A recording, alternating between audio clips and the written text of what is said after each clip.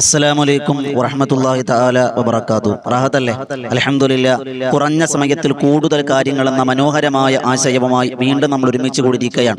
ഖൽബ് നിറച്ച് ദുആ ചെയ്യുന്നവർ, മറ്റുള്ളവരിലേക്ക് എത്തിച്ചു കൊടുക്കുന്നവർ, ഇതിനെ പരിശ്രമിക്കുന്നവർ, ദുആ ചെയ്യുന്നവർ എല്ലാവർക്കും എല്ലാവിധ ഖൈറും ബറക്കത്തും അല്ലാഹ് പ്രദാനിക്കുമാറാകട്ടെ. ഇതുപോലെ ഒരു പ്രഭാതത്തിൽ ഒരുമിച്ച് കൂടുവാൻ തൗഫീഖ് നൽകിയ സർവേശ്വരനായ പടച്ച തമ്പുരാന് സർവ്വസ്തുതികളും അർപ്പിക്കുകയാണ്. അൽഹംദുലില്ലാഹി അലാ കുല്ലി ഹാൽ. അൽഹംദുലില്ലാഹ്. അല്ലാഹ് കബൂല. പ്രിയമുള്ളവരെ, ഓരോ ദിവസങ്ങളും വ്യത്യസ്തങ്ങളായ അറിവുകളിലൂടെയാണ് നമ്മൾ സഞ്ചരിച്ചു കൊണ്ടിരിക്കുന്നത്, അല്ലെ? ഓരോ ദിവസവും ഓരോ കാര്യങ്ങൾ നമ്മൾ പഠിക്കുകയാണ്. കേൾക്കുന്ന കാര്യങ്ങൾ, പഠിക്കുന്ന കാര്യങ്ങൾ ജീവിതത്തിൽ പകർത്താൻ അള്ളാഹു നമുക്ക് എല്ലാവർക്കും വലിയ തൗഫീഖ് നസീബാക്കി തന്ന് അനുഗ്രഹിക്കുമാറാകട്ടെ. അൽഹംദുലില്ലാഹ്. ഇന്ന് നമ്മൾ പഠിക്കുന്നത് വളരെ പ്രധാനപ്പെട്ട, നാം അശ്രദ്ധമായി പലപ്പോഴും ചെയ്തു പോകുന്ന, നാം ഓർക്കാതെ ചെയ്തു പോകുന്ന വലിയ അബദ്ധത്തെ പറ്റി, ഒരു തഹരീമിന്റെ കറാഹത്തിനെ പറ്റിയാണ് ഇന്ന് നമ്മൾ പഠിക്കാൻ പോകുന്നത്. അല്ലാഹു മനസ്സിലാക്കാൻ ഭാഗ്യം തരട്ടെ. നമുക്കറിയാം, നമ്മുടെ ജീവിതത്തിൽ ഇബാദത്ത്, നമസ്കാരം എന്നുള്ളത് വലിയ പ്രാധാന്യമുള്ളതാണ്. നാളെ പടച്ചവന്റെ പരലോകത്ത് ആദ്യമായി ചോദ്യം ചെയ്യപ്പെടുന്നത് അവ്വലു മാ യുഹാസബു യൗമുൽ ഖിയാമ അസ്വല, നമസ്കാരത്തെ പറ്റിയാണ്. അല്ലാഹുവിന്റെ പരിശുദ്ധമായ ഖുർആൻ പറഞ്ഞത് വമാ ഖലഖതുൽ ജിന്ന വൽ ഇൻസ ഇല്ലാ ലിയഅ്ബുദൂൻ, ഇബാദത്തിന് വേണ്ടിയല്ലാതെ, അല്ലാഹുവിന്റെ ഇബാദത്തിന് വേണ്ടിയല്ലാതെ മനുഷ്യനെ ഞാൻ പടച്ചിട്ടില്ല. അങ്ങനെ ഇബാദത്ത് എന്ന് പറഞ്ഞാൽ മനുഷ്യന്റെ ശരീരം കൊണ്ട് ചെയ്യുന്ന ഇബാദത്തുകളിൽ ഏറ്റവും പ്രാധാന്യമുള്ളത്, മഹത്വമുള്ളത് നമസ്കാരം. എന്നാൽ ചില സമയങ്ങളിൽ നമസ്കരിക്കൽ ഹറാമാണ്, നമസ്കരിക്കാൻ പാടില്ല. ആ സമയത്ത് നമസ്കരിച്ചാൽ ശിക്ഷയുണ്ട്, തെറ്റിന്റെ ശിക്ഷയുണ്ട് എന്ന് മഹാരഥന്മാർ രേഖപ്പെടുത്തി വെച്ച ചില സമയങ്ങളെ പറ്റിയാണ് നമ്മൾ പഠിക്കാൻ പോകുന്നത്. അതെ, നിസ്കരിക്കപ്പെട്ട നിസ്കരിച്ച ശിക്ഷ കിട്ടുന്ന ചില സമയങ്ങളുണ്ട്. ആ സമയത്ത് നിസ്കരിക്കാൻ പാടില്ല. അള്ളാഹു പഠിക്കാൻ ഭാഗ്യം തരട്ടെ. നമസ്കാരത്തിന്റെ വിഷയത്തിൽ നമ്മൾ ഒരാളും അലംഭാവം കാണിക്കാൻ പാടില്ല. നമ്മൾ ഒരുപാട് സങ്കടങ്ങളുള്ളവരാണ്, പ്രശ്നങ്ങളുള്ളവരാണ്, പ്രതിസന്ധികളുള്ളവരാണ്.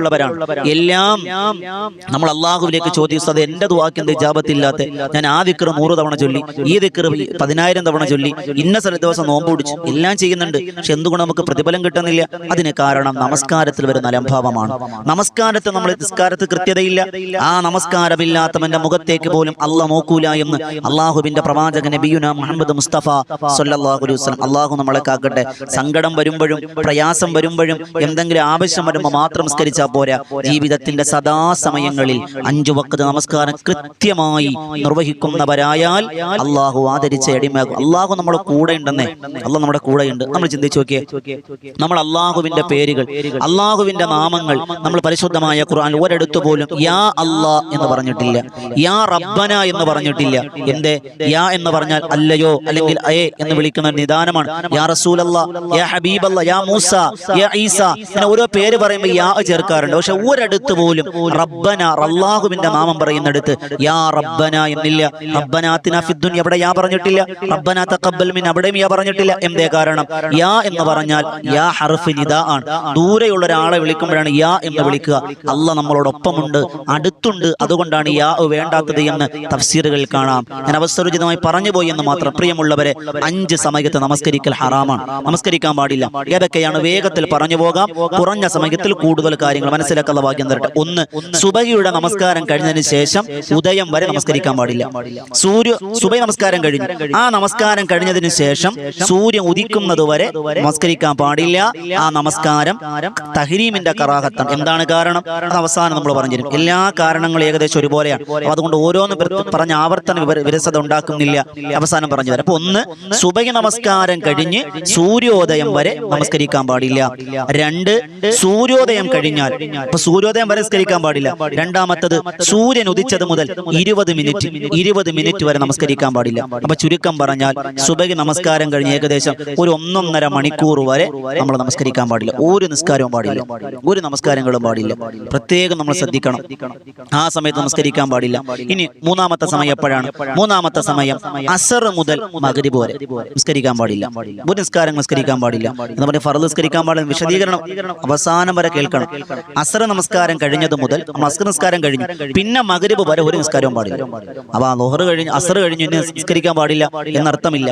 അസർ നമസ്കാരം നമ്മൾ നിർവഹിച്ചു കഴിഞ്ഞാൽ പിന്നെ മഗ്രിബ് നമസ്കാരം ബാങ്ക് കേൾക്കുന്നത് വരെ ഒരു നമസ്കാരങ്ങളും പാടില്ല.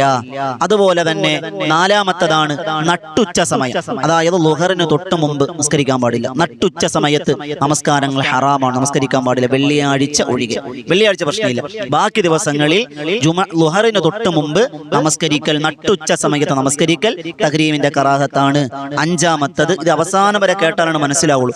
അഞ്ചാമത്തെ സമയം മഗ്രിബ് നമസ്കാരത്തിന്റെ തൊട്ട് മുമ്പ്, അതായത് മഞ്ഞ നിറമാകുന്നത് മുതൽ മഗ്രിബ് വരെ.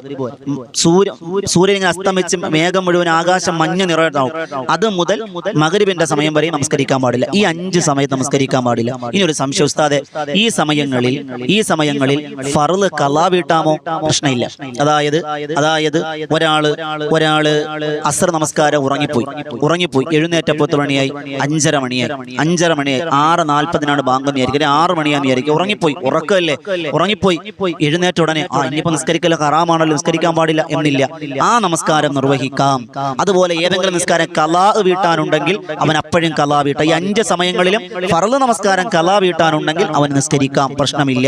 പക്ഷേ മറ്റ് നമസ്കാരങ്ങൾ, ഏതൊക്കെ നമസ്കാരങ്ങൾ, അതിലേക്ക് വിശദീകരണം വരുന്നുണ്ട്. നമുക്ക് പറ്റുന്ന നമസ്കാരങ്ങൾ ഏതൊക്കെയാണ്? ഫർള് നമസ്കാരം നമുക്ക് ഖളാ വീട്ടാം, അത് നമുക്ക് പ്രശ്നമില്ല.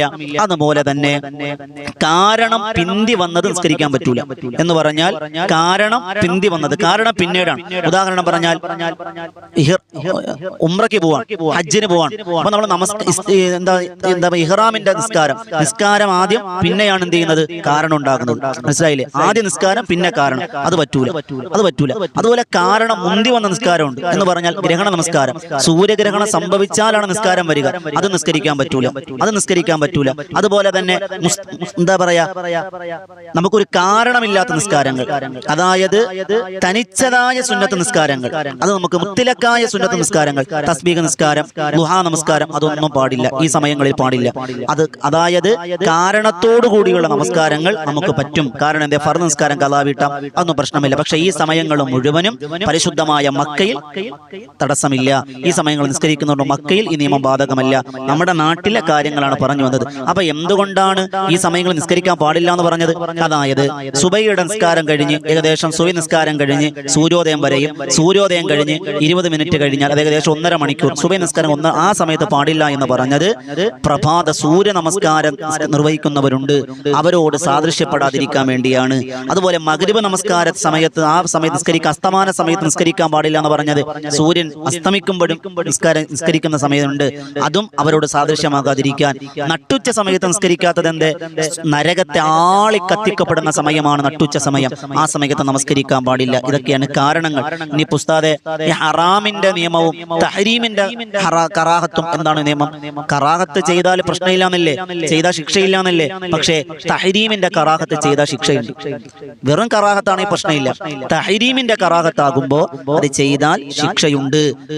ശിക്ഷയുടെ ഇളവ് നമുക്ക് ലഭിക്കൂല, അള്ളാഹുവിന്റെ അദാബ് ഉണ്ടാകുമെന്നാണ് മഹാരഥന്മാർ രേഖപ്പെടുത്തി തരിക. അപ്പൊ ഈ 5 സമയങ്ങളിൽ നമ്മൾ നമസ്കരിക്കാൻ പാടില്ല. എടുത്ത് ഞാൻ പറയുന്നു, ഖളാ വീട്ടാൻ പ്രശ്നമില്ല. ഖളാ വീട്ടുന്നത് കൊണ്ട് പ്രശ്നമില്ല. അത് പ്രത്യേകം നിർത്തുക. അള്ളാഹു സ്വീകരിക്കുമാറാകട്ടെ. കേൾക്കുന്ന കാര്യങ്ങൾ ജീവിതത്തിൽ പകർത്താൻ വലിയ തൗഫീഖ് തന്ന് അനുഗ്രഹിക്കുമാറാകട്ടെ. കാരണം പിന്തി വന്ന് നിസ്കരിക്കാൻ പറ്റൂല. ഇസ്തിഖാറ നിസ്കാരം, അതുപോലെ ഇഹ്റാമിന്റെ നിസ്കാരം, അതൊന്നും പറ്റൂല. കാരണം മുന്തി വന്ന് നിസ്കരിക്കാൻ പറ്റൂല. ളുഹാ നിസ്കാരം, അതുപോലെ വുളൂഇന്റെ സുന്നത്ത്, തഹിയ്യത്ത്, അതൊന്നും പ്രശ്നമില്ല എന്ന് കാണും. അതായത് കാരണം മുന്തി വന്ന നിസ്കാരം പ്രശ്നമില്ല എന്ന് പറഞ്ഞാൽ, ഒരാള് ഉളു എടുത്തപ്പോ സുന്നത്ത് നിസ്കാരം ഉണ്ടല്ലോ, അത് പ്രശ്നമില്ല. അത് കാരണം മുന്തി വന്നതാണ്. അതുപോലെ തന്നെ തഹിയ്യത്ത് നിസ്കാരം, ഒരാൾ ഉളു എടുത്ത പള്ളിയിൽ കയറി അപ്പൊ സുന്നത്ത് നിസ്കരിക്കാം, അത് കാരണം മുന്തിയതാണ്. അതാണ് കാരണം ആദ്യവും പിന്നീട് എന്ത് ചെയ്യണം? നിസ്കാരം പിന്നെയുമാണ്, അത് പ്രശ്നമില്ല. അള്ളാഹു മനസ്സിലാക്കാൻ ഭാഗ്യം അനുഗ്രഹിക്കുമാറാകട്ടെ. എന്തെങ്കിലും സംശയം ഉണ്ടെങ്കിൽ കമന്റിലൂടെ ചോദിക്കാം. അള്ളാഹു ഈ 5 സമയങ്ങൾ സൂക്ഷിക്കുക. നമസ്കരിക്കൽ കറാഹത്താണെന്ന് പറയാം. അള്ളാഹു സ്വീകരിക്കുമാറാകട്ടെ. കേൾക്കുക കാര്യങ്ങൾ ജീവിതത്തിൽ പകർന്ന തൗഫീഖ് തന്ന് അനുഗ്രഹിക്കുമാറാകട്ടെ. ഇതുപോലെയുള്ള ഉപകാരപ്രദമായ വീഡിയോകൾക്കായി ഈ വോയിസ് ഓഫ് ഷഫീഖ് ബദിന് ചാനൽ സബ്സ്ക്രൈബ് ചെയ്യുക. പുതിയ ഒരു അറിവുമായി വീണ്ടും കണ്ടുമുട്ടാം. അള്ളാഹു സ്വീകരിക്കുമാറാകട്ടെ. അതോടൊപ്പം തന്നെ നിങ്ങൾക്ക് ഉച്ചയ്ക്ക് ഇസ്ലാമിക കഥകൾ, ചരിത്രങ്ങൾ കുറഞ്ഞ സമയത്ത് നിങ്ങൾക്ക് എത്തിക്കുന്ന ബദറിൻ തീരം ചരിത്ര കഥകൾ എന്ന ചാനൽ സബ്സ്ക്രൈബ് ചെയ്യണം. അതോടൊപ്പം തന്നെ എല്ലാ ദിവസവും രാത്രി 9 മണിക്ക് മഹാരഥന്മാരുടെ ചരിത്രങ്ങൾ പാടി പറയുന്ന ഒരുപാട് ആയിരങ്ങൾ ആമീൻ പറയുന്ന ഒരു മജ്ലിസ് ഉണ്ട്, ബദറിൻ തീരം. അതിന്റെ ചാനലിന്റെ 2 ലിങ്കും നമ്മൾ കമന്റ് ബോക്സിൽ പിൻ ചെയ്ത് വെച്ചിട്ടുണ്ട്. ആ 2 ചാനലും സബ്സ്ക്രൈബ് ചെയ്യുക, ദുആ ചെയ്യുക. ഒരുപാട് ആളുകൾ കമന്റിലൂടെ ദുആ വസിയത്ത് അറിയിക്കുന്നുണ്ട്. അല്ലാഹു അനുഗ്രഹിക്കുമാറാകട്ടെ. ദുആ വസിയത്തോടെ ഊസിക്കും ബിദ്ദുആ. അസ്സലാമു അലൈക്കും വറഹ്മത്തുള്ളാഹി തആല വബറകാതുഹു.